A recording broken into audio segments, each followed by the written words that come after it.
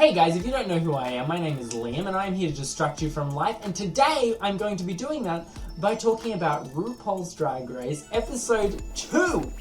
I'm so excited. Let's start at the beginning. So, Cynthia's come back. Cynthia was the one that you guys were right in the comment section. I had put a note saying that I didn't believe any of you, but it was her. She turned around, there she was. It was Cynthia. How you doing, mis amores? Are you ready to see my cuckoo? With her cuckoo, oh god. My thoughts on her coming back, are there people that I would prefer to come back than Cynthia? 100%.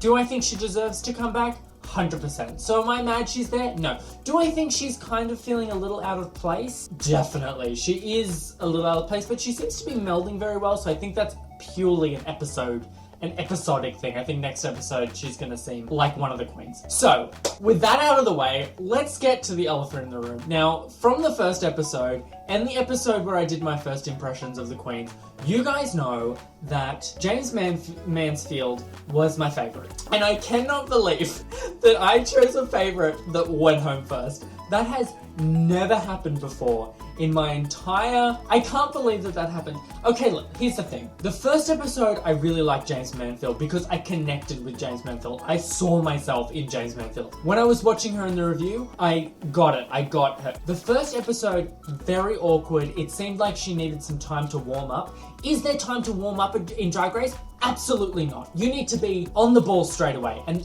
she just wasn't. This episode, I actually got to not like her as much, which I didn't think was gonna happen. Found anything funny coming from you?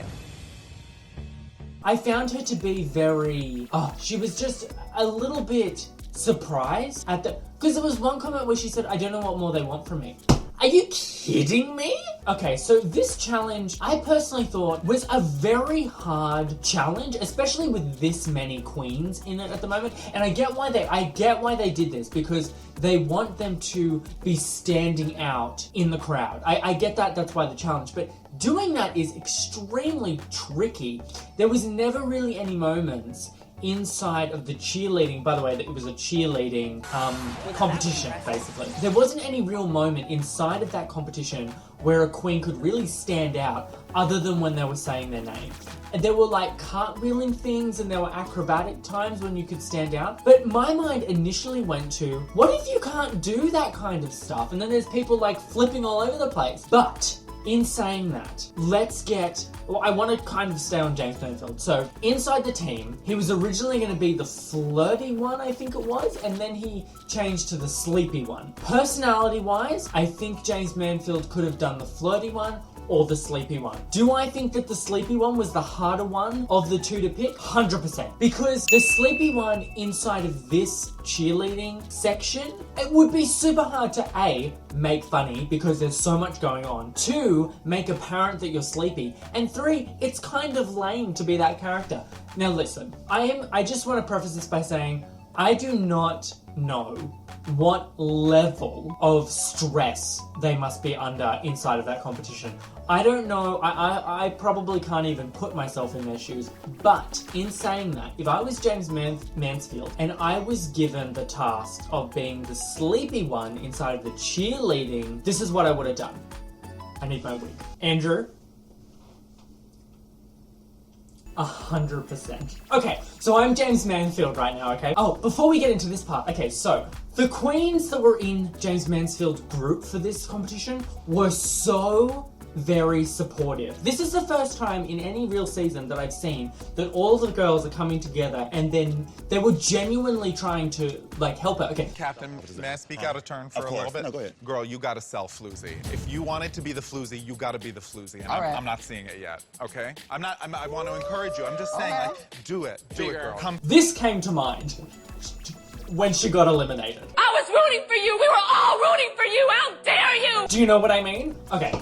So, my idea of what I would have done as being the sleepy one in this cheerleading idea, picture the scene. You come in there and you're obviously doing the very sleepy thing, but there was sections where she could have got like one of those sleep masks. I don't know if props are allowed, so maybe that wasn't a thing, but kind of done a funny sneak away where, you know, she's, so she's like sneaking away to go and have a nap, and then she just lies down on the mat and then just goes for a little nap. And then she could have got one of the other queens, one of their team members, to like drag her foot over to do the routine. And she could have been doing some really dramatic flailing motions. That would have gotten the attention of the judges. That would have been like the first thing that would have made them remember her inside of the storyline, because she wasn't really inside of that video at all. So then she could have got up and then she could have got a jail out free card for not knowing the moves, because she could have done like a whole, and then just could have tried to mimic what they were doing. When she was going, she did a really good gymnastic somersault. That wasn't bad.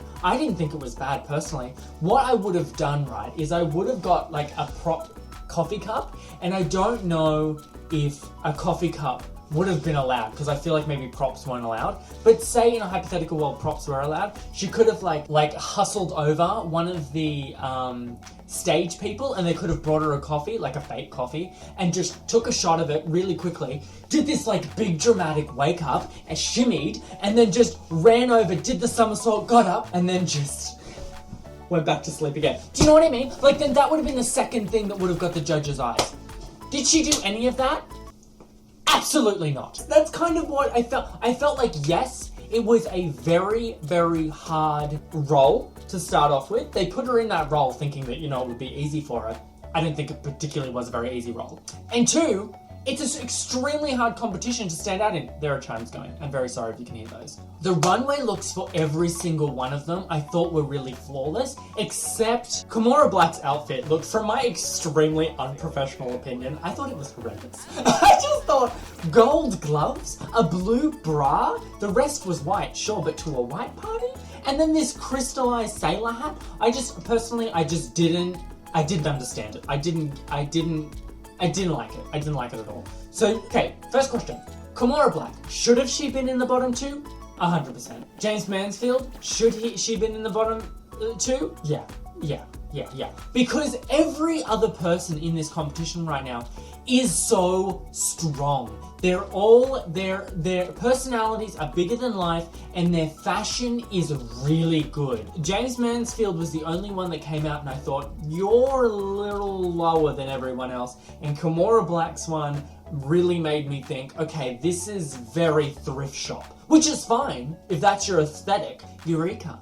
Okay, so in my last video, I wasn't very against Eureka. I don't like nasty people. I don't like mean people. I don't do well with them. I don't like handling them. I just don't like them. And in the first episode, she to me was a very nasty person, and I don't have time for that.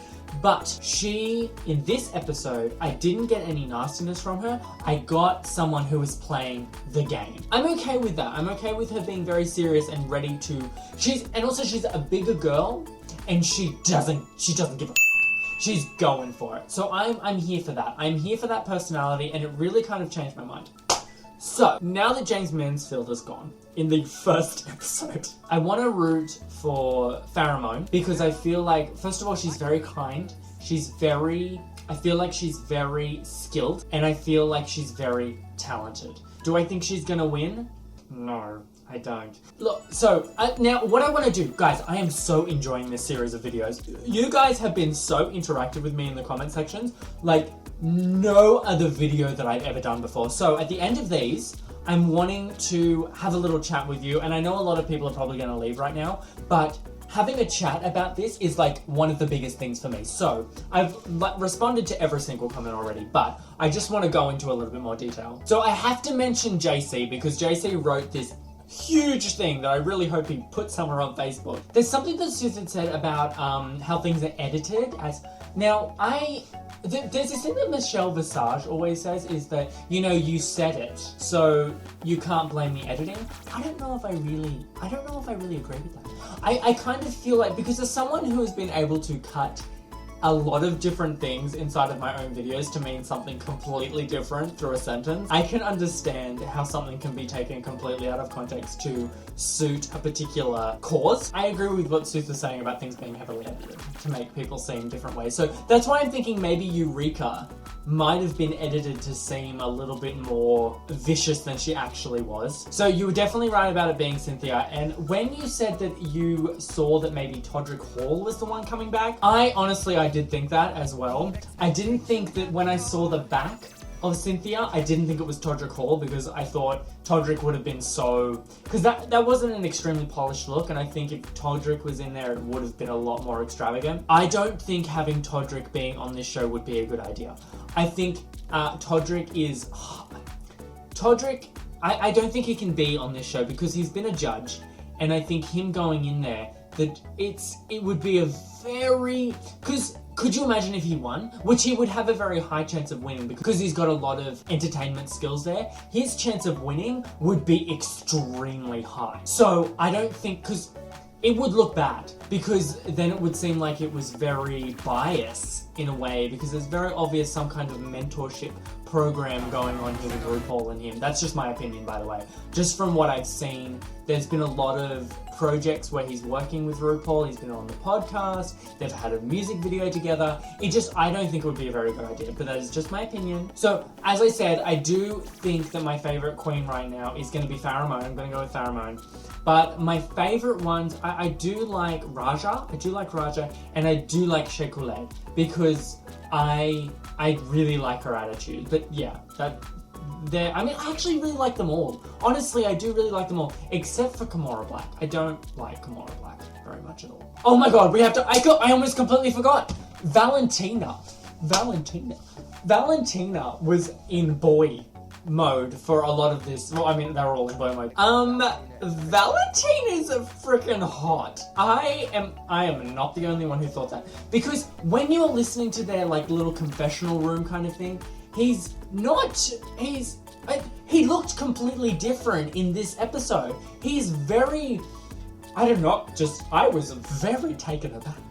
Okay guys, if you enjoyed this video and I distracted you from life in any way, shape or form, I would really appreciate, if you're new here, to hit the little teeny tiny subscribe button. You can find that button. It is right below this video. There's a little rectangle, says the word subscribe. If you hit that button, you will have my face pop up in your subscription box every time I make a video. Every time. Isn't that amazing? And also there's a little bell. If you hit that bell, you'll be notified when these videos come out. Every single week, a couple hours after the episode airs, this video will be going live. So please come back and have a discussion with me about this because I'm absolutely loving this interaction with you guys. So, I mean, right now you've probably seen a couple little videos popping up and a little subscribe button as well if you don't want to move that mouse down just a little bit lower. I know that's very hard. It is very hard. I'm not being sarcastic at all. And thank you guys so much for watching, and I will see you guys in I think tomorrow. I have another one coming out. They're just flying out of me. Bye.